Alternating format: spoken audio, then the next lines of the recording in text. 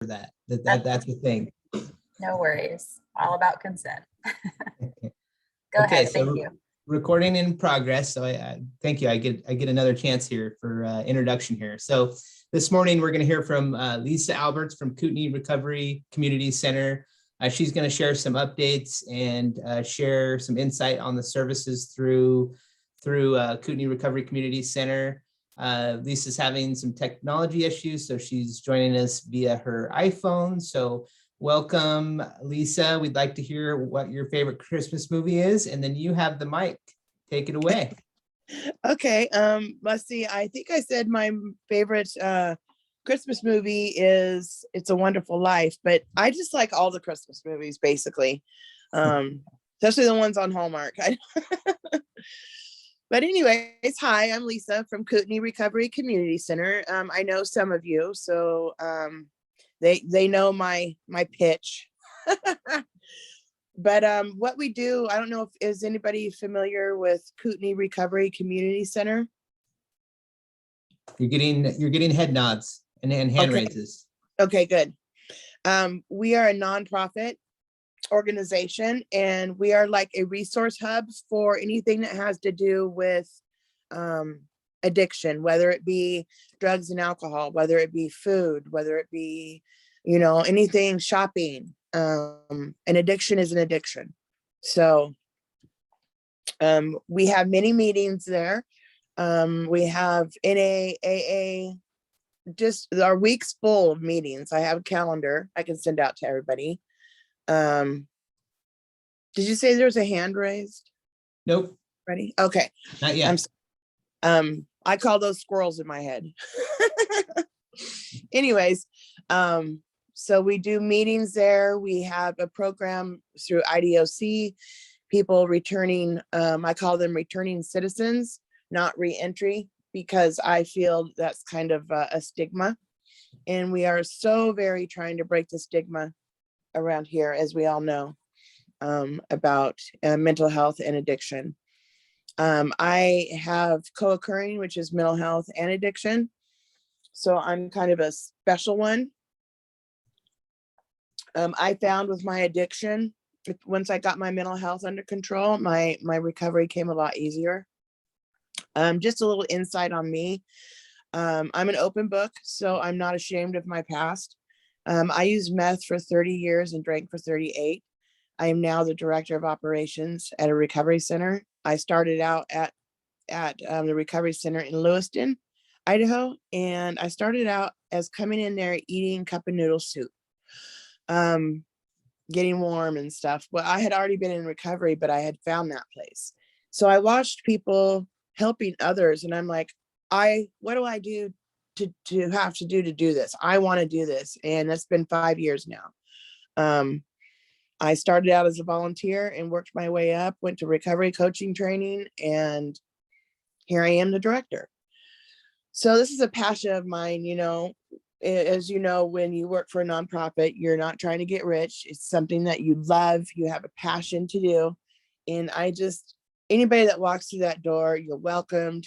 There's coffee, there's, we have sympathy, empathy, we're caring. We take you in a separate room if you're having a crisis, and we calm you down and see what we can do.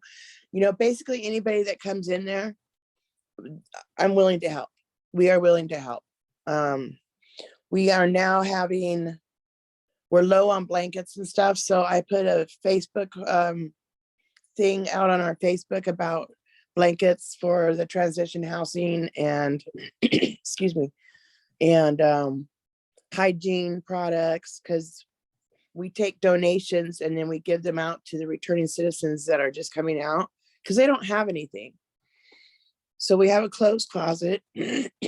Gosh, excuse me. Let me take a drink of coffee. Gotta have coffee in the morning.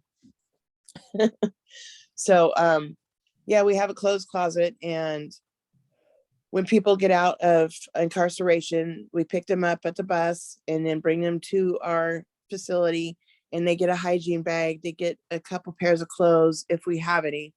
And then we take them on to their transition house. And then if they have a probation and parole appointment the next day, we then pick them up and take them. So we walk beside them in their recovery. We never tell them what to do because it isn't our place to tell somebody what to do in their recovery. It's their recovery. See, programs. We are doing a forensic peer training right now, which entails dealing with people that have been incarcerated. So it's the justice part that I'm learning, the probation and parole. And it's kind of interesting now that I'm going through this training, learning all of the stats about how many people are in, like there's 2/3 of women have mental health issues. Just, it's really, really enlightening to know the stuff that I didn't know. And now the people coming out, I can help them more. And the whole office is taking this training. And then we're going to be doing it's called a mobile crisis response, but it's not what it sounds like. I have to explain it. When a PO goes out to a call or to anything and they see that there's a person in crisis, they call us. We then go out and we assess the crisis, meaning if they need a recovery coach, if they need talked down, just talk to somebody instead of going back to jail. So we'll have a hotline up and running here soon where it'll be 3 days, one person, and then I'll pass the phone off to my other employee for 3 days. And then one day, another employee will have it. So I'm really excited about that. And that's 24 hours a day.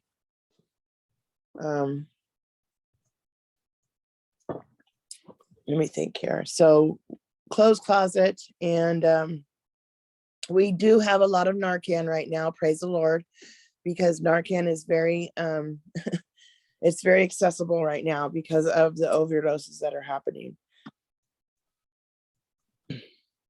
Are you still there? Yep. Okay, well, my phone was ringing. I didn't know if it.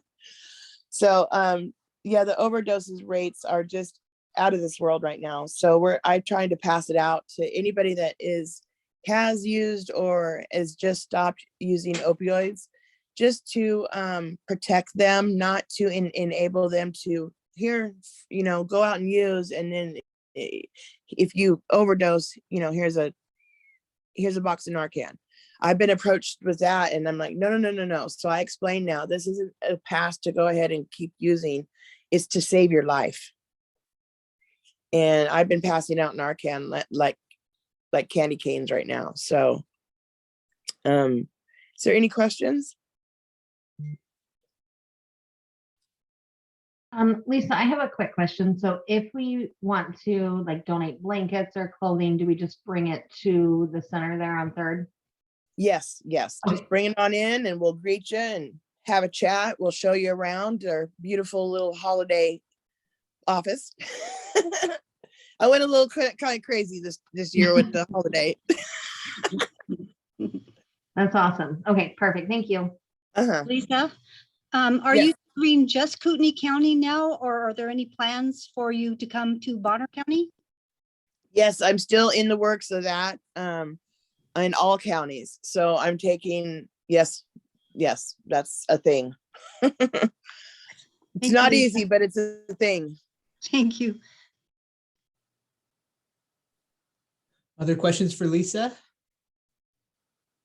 Where are you guys located at, and do you have a flyer that other organizations can have so we can pass out to people when they come into us to refer them to you?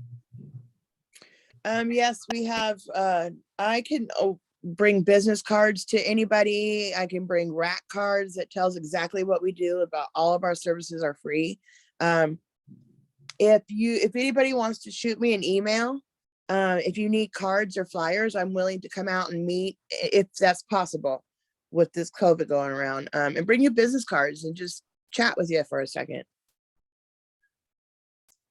Would that work better, or would you just want me to email you No, that would be awesome. I would love for you to come by the community assistance at Real Life and get some rack flyers and get some more information from you. Okay, I'm on my phone, so I don't know how to put my email in the chat. So I'm gonna, can I just say it right now?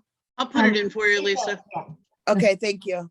Donna's going to put it in for you, Lisa. And then Okay. another thing you can do, Lisa, is if there's anything that you want me to send out to this crew, send it to me, and then I'll add it with the notes and the recording of this conversation today. Okay, great, great. And Lisa, do you have a website? Yes, it's Kootenai Recovery. I never go to it. Right. It's kootenairecovery.org. .org, yeah. Got it. Thank you. So Lisa, I'll throw a question out there. You know, for each of us, we've had challenges and opportunities that are really related and tied to COVID. So I'm curious what those challenges for you and opportunities were that were kind of born out of COVID. What was it again? I'm sorry. So your challenges and opportunities that were related to COVID for your agency? Oh, our challenges were very high, very, very high. When we shut down, I felt like we lost a lot of people and it was heart-wrenching for me. I was so biting at the bit to get back in the office because it's about face-to-face. It's not about Zoom. It's not about a phone call, because I feel since I've been doing this for over 5 years, it's the face-to-face that matters. You've got to be there and look them in their eye and read their body language to show if they're struggling. I am going to toot my own horn on this. I do read body language very, very well. So I can tell if what they're telling me is either true or not, and how they sit, how they squirm, how they look in my face. And so I can adjust like my questions to kind of go around that. And it's hard to do that on Zoom. It's hard to do that over the phone. So COVID really shut us down and hurt our people. What kind of traffic do you see there, like on a weekly basis? It's like how many people or? Sure. What? Yep. Oh gosh. We're getting back up there. We were slow right after COVID, of course. And we're getting like, I think a month, we're getting like 300 and some odd people.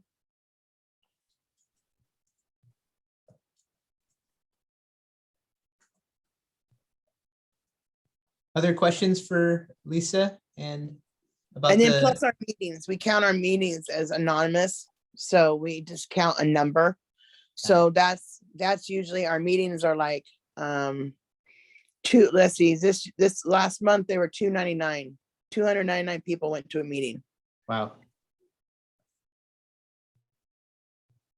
So we're rocking and rolling. Hopefully we're gonna outgrow this place too.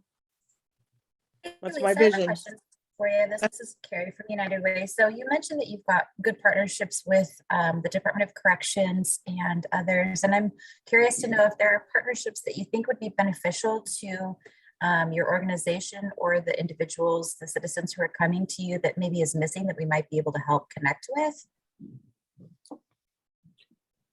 Oh, Maybe I'm it's willing to. food for thought. Yeah, I love partnering with everybody because it's about community. It's about wraparound services. It's about helping the individual get on their feet, and whatever it takes for them to get on their feet. I want to have that outlet to be able to call and be like, I have this person. How can we help this person? So any outlet basically in my book is the best.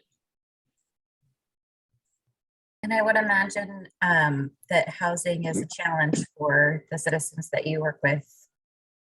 And I'm Very, curious to know if Yes. you've gotten connected with some of the folks. I get, I mean, maybe it'll come out on when we do our roundtables, but other links for like housing resources, as minimal as they are, unfortunately. But Yeah, they're very, very minimal. Donna was working on a housing list, and it's kind of scary. I've seen a lot of tears. I've seen a lot of frustration. I've had to do emotional support with a lot of people because of housing. What am I going to do? I live in my car and it's cold, and I just want to if I had a ranch, I'd be like, just pitch a tent or, you know, in my backyard, or just be safe. And it's just so hard to see that frustration on everybody coming in and, you know, housing. And, you know, we have sober living houses out here, but they're getting full too. So not everybody wants to be held accountable for their actions. So.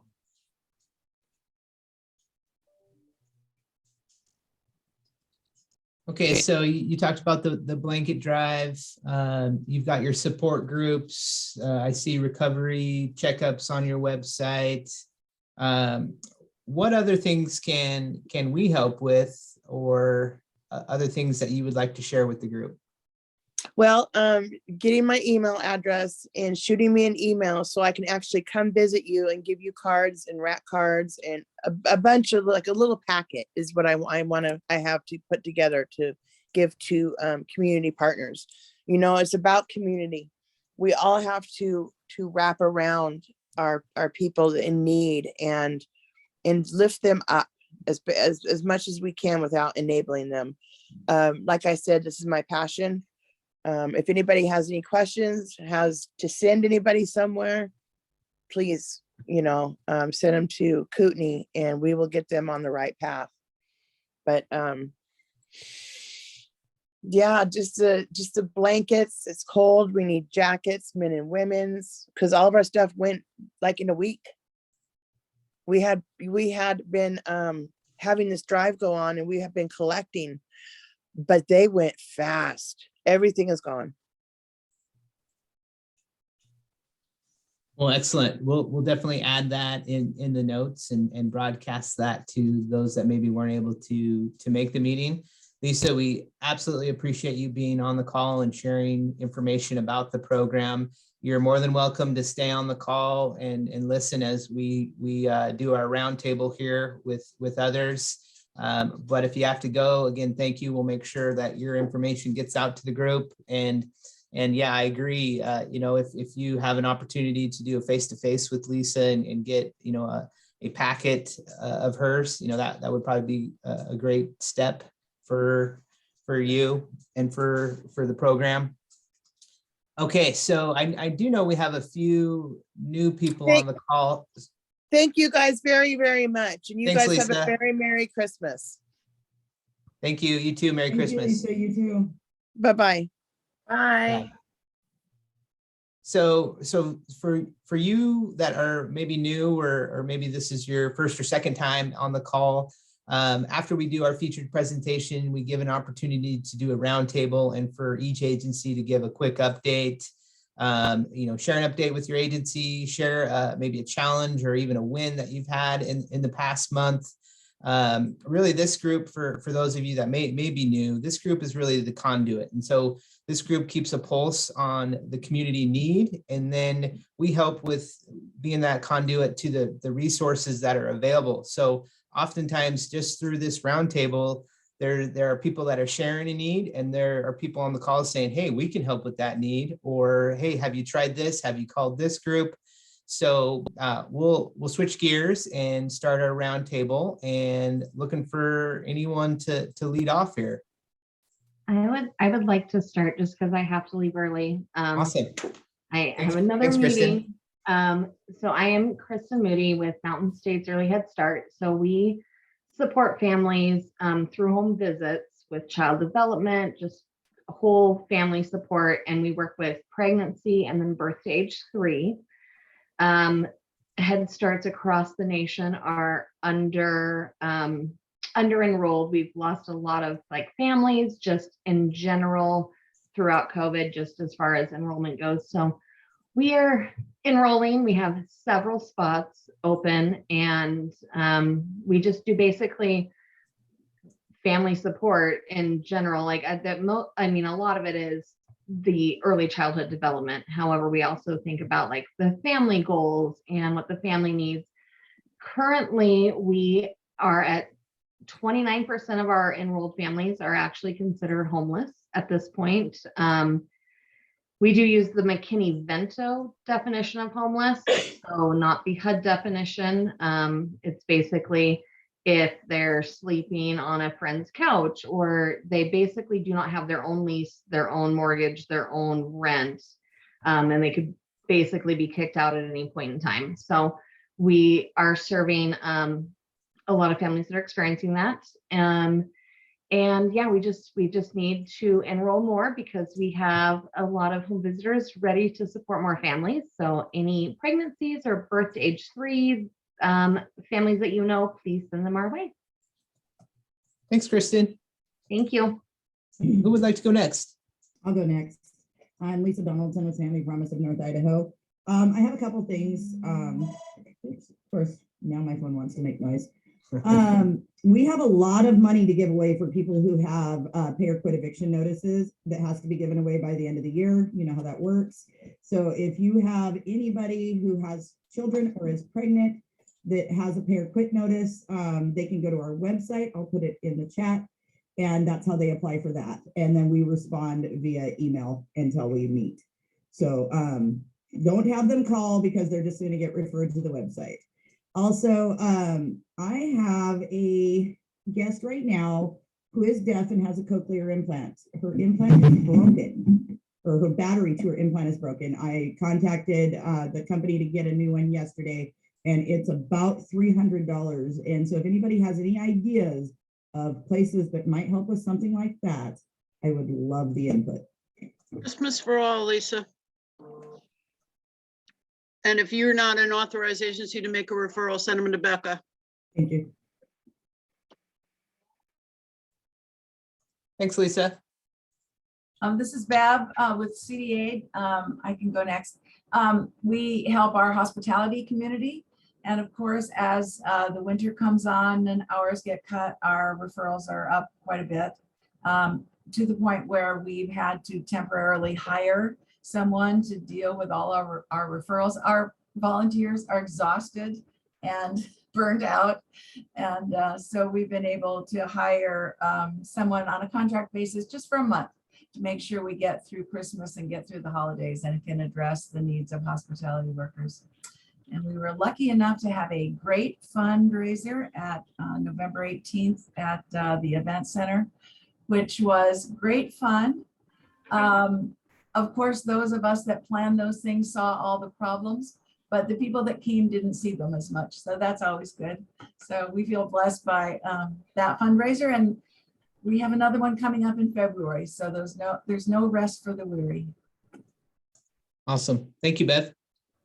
I'm Marty Bruner with North Idaho College Adult Education Center. I'm the student advisor. And we have classes starting again. We have another week of classes for students who are interested in getting their GED next week. And for college students, they end next week. But then January 10th will be our next session, our spring semester. And we are scheduling new students to assess the first part of January so we can get them enrolled in classes. We always have openings, and it's no cost. The adult ed program is no cost to students to prep for their GED, and for college students who are low level math or English, and they need to brush up on those skills to be able to get into college credit classes. So send people our way. We'd love to serve them. Thanks, Marty. I'll go. Hi, oh, go ahead. Okay, real quickly. The Region 1 Behavioral Health Board, which is out of Health and Welfare and works very closely with Panhandle Health. Lisa and I actually co-chair the housing subcommittee, and she mentioned that I'm putting together a housing list. If anyone has a list of housing resources that they pass out, if you would like, please send them to me, email them to me. I'll put my email in the chat. What we found, one of our goals for the year is to try to remove a barrier when people are looking for housing, and each agency has their own lists that they keep. So I'm trying to break out and just do a housing list and compile them from everyone. And the more I've gotten into it, I found out just like how crazy it is.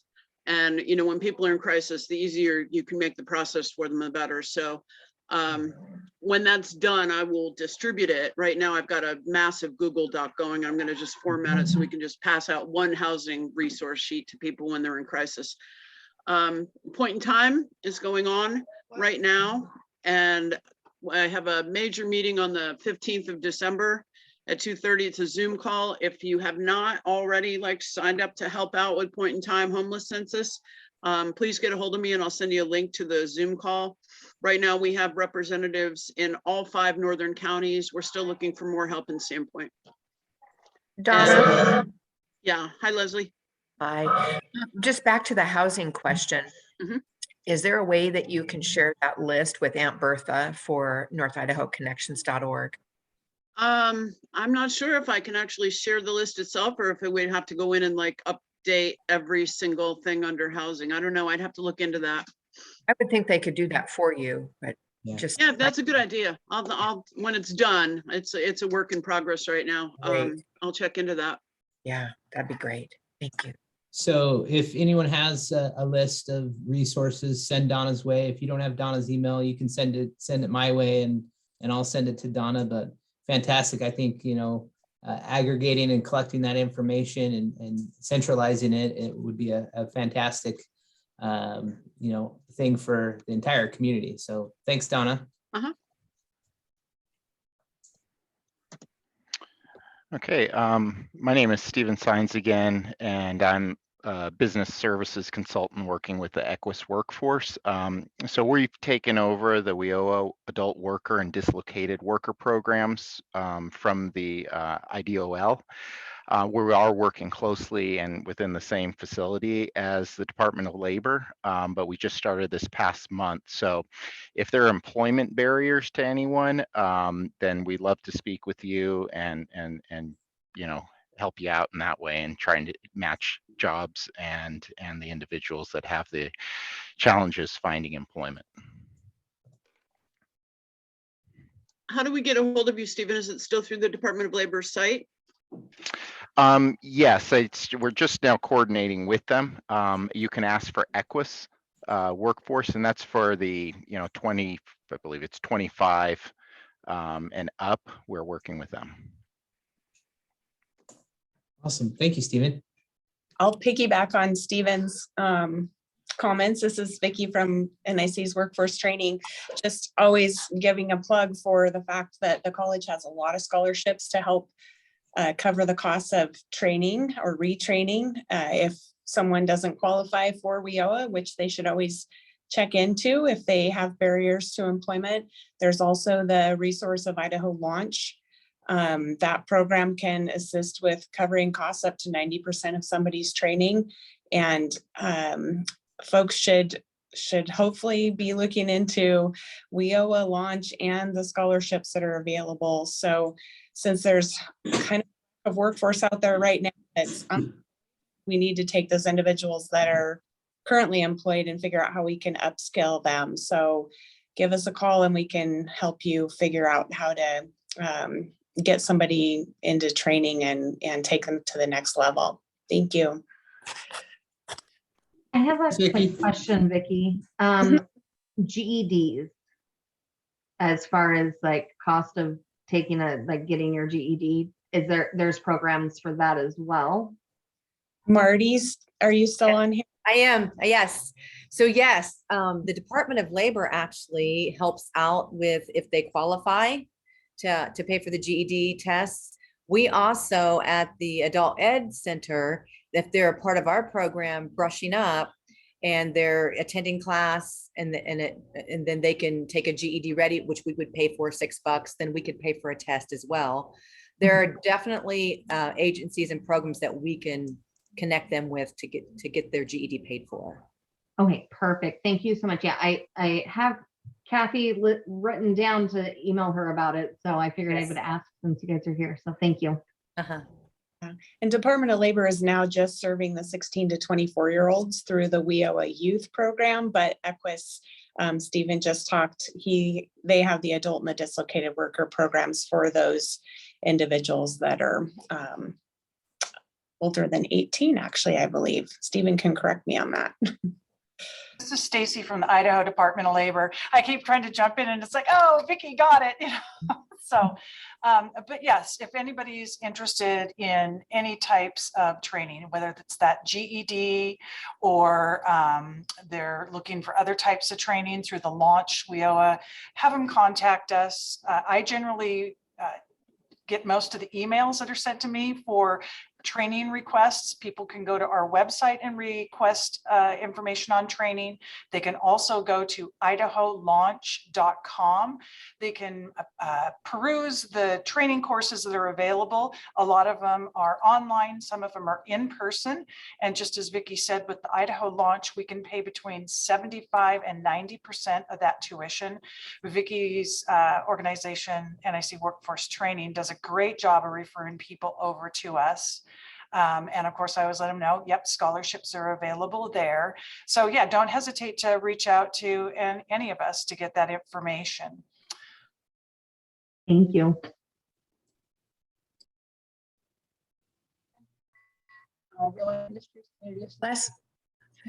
This is Leslie from the Kroc Center. I wanted to just ask this group if anybody is getting calls for Christmas year round or Christmas for all, and how are you handling those calls if you're not a referring partner?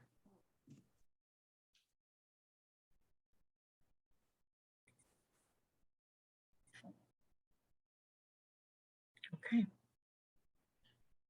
Okay. I'll move on then. I wanted to just let everybody know again, we're having the Well that meets every Thursday night, 6 p.m. to 8 p.m. It's open to the public and families are welcome with children. We start off with a snack, then we have a crock talk, and the kids, meanwhile, are playing in the gym and they're doing some exercise programs, or the littler ones are in play care. And then at 7 o'clock, we excuse the adults from the crock talk and we go either into the river and do a race in the river, or we do a race up on the track, as well as circuit training. So we're getting a lot of great referrals from the transitional houses that I work with, on the men and women living in those houses that are wanting to engage in healthy environments and community.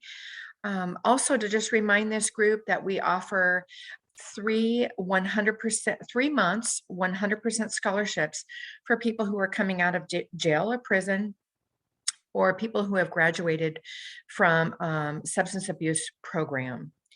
And we just need verification to do that. And then they will get those first 3 months free and the following 9 months at a 65% discount. So usually that's about a $14 a month membership that they would be paying for those consequent 9 months. And then we also have showers available. The first one's free. Thereafter, $3 a shower. We're telling people that they can come into our Kroc and warm up, plug in their devices, rest for an hour or so if they need to.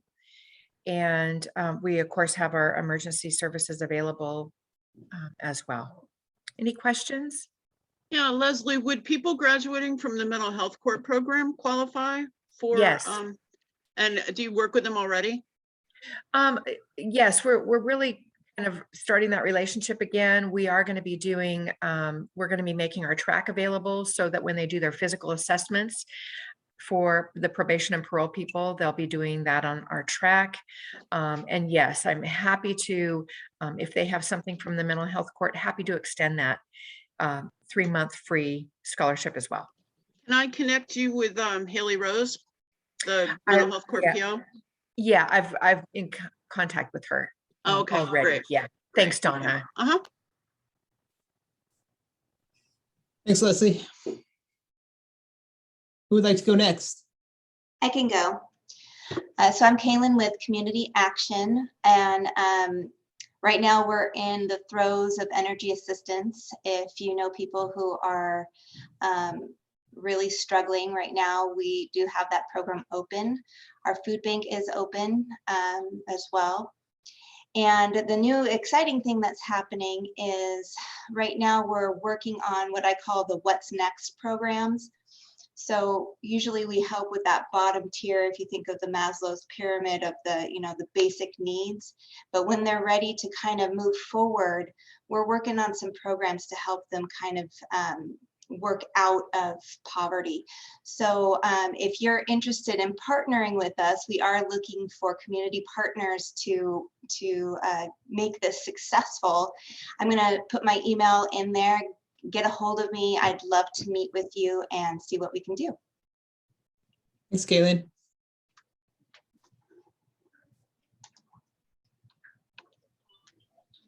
This is Chrissy from Navigation. I'll go. Thank you. We're just, nothing new or exciting. We just continue to struggle with what everybody else is struggling with, housing. Continuing to struggle with finding resources for people to help with, temporary hotel stays, lack of available shelter openings, that sort of thing. With our funding, we're not able to use it for temporary housing. It has to be long-term stable housing. However, if, for example, if somebody is approved for housing, and they know that their move-in date and they've signed is, let's say, January 1st, we would be able to cover, a bridge hotel stay until they got to that. But without that, unfortunately, makes it a little more difficult for us. We actually are just finishing up with our fiscal year and have exhausted our kinship resources, which is a good thing. That means we got to help a lot of kinship families, and we'll be getting our new funding stream in December. We're doing a pilot program up here. We are covering some tutoring for kinship families. We thought that was important because a lot of our kinship families are grandparents who haven't been in school for a while, and things have changed drastically. And a lot of these kids are primarily doing school from home because their primary caregiver is so high risk that they cannot, take the risk of the child going to school and bringing COVID back. So that's been successful so far, and we're getting really good feedback. So pretty excited about that. Hopefully we can continue that on and possibly expand it to the rest of the state. So that's about it for navigation. Thanks, Chrissy.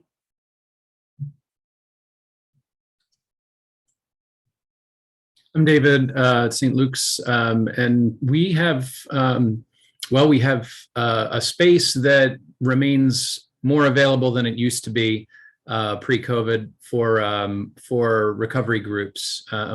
So our noon meeting is happening daily again, but there are evening slots available and other times of the day available. So if there's overflow from other places, many of our meetings relocated during the time when we were clamped down. So if any need space, let us know. And we have a ready pool of tutor and adult assistant volunteers we're working with NIC on some GED prep kind of work. They're also prepared to do some work with folks who are seeking assistance with applications, with filling out applications for places to live, any of that kind of stuff. So that if you need some folks, please let me know. Thanks, David. Any other updates to share? Can I say about the tutors from the church? We have them with the GD program. They are amazing. Our students are benefiting so much from their skills and their help. So thank you, David, for sending them our way. They have been amazing. Absolutely. Awesome. Thanks for the feedback. I am Wendy from Real Life Ministries Community Assistance. We help with rent and mortgage assistance and utilities and minor medical. So the person that's needing the batteries for their hearing aids, we can definitely help towards that. We have our soup kitchen and our food room that people are welcome to use every 2 weeks. And they can eat lunch every day that we're open. We have our job club team, so they help support people looking for work. They're really good at helping them make sure their resumes look good, practicing interview skills, and also pairing. We have a lot of employers who contact us that have openings, and so if we have somebody that comes in and that's a good fit for that position, then we'll connect them with that employer.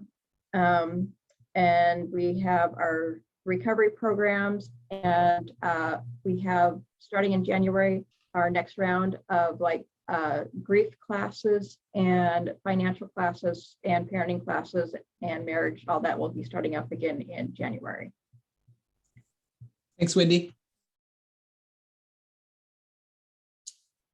Any other updates? Yeah, just a couple quick things Awesome.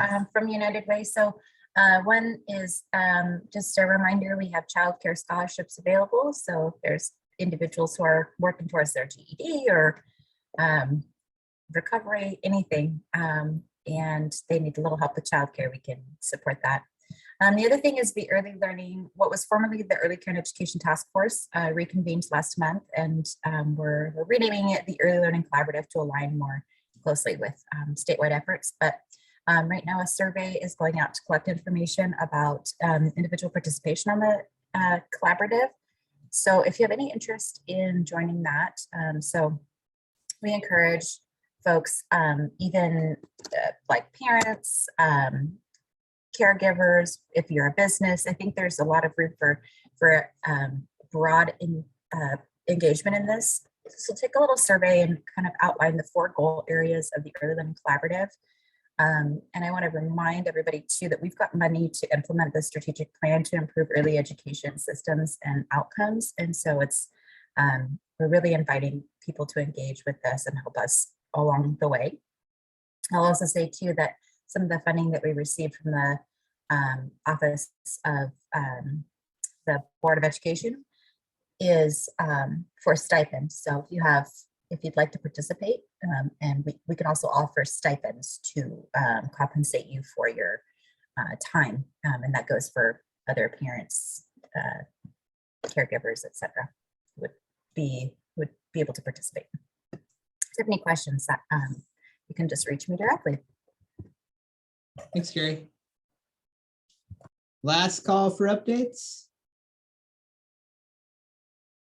All righty, so what's next? I will make sure to get the recording out of this meeting by end of this week, and then we'll have one more helps bulletin that we'll get out in the next couple weeks, and then that'll be it for the remainder of the year, and then we'll regroup and set our course for 2022.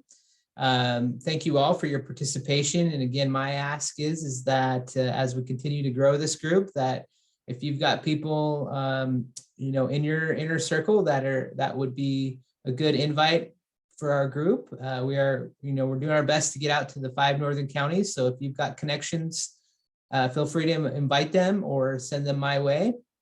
And then when that helps bulletin goes out, whatever you can do to share that with your circle and those that would find that information beneficial, that would be excellent. So with that, everybody have a safe and fantastic holiday season, and I look forward to what we can tackle and accomplish in 2022. Thank you all.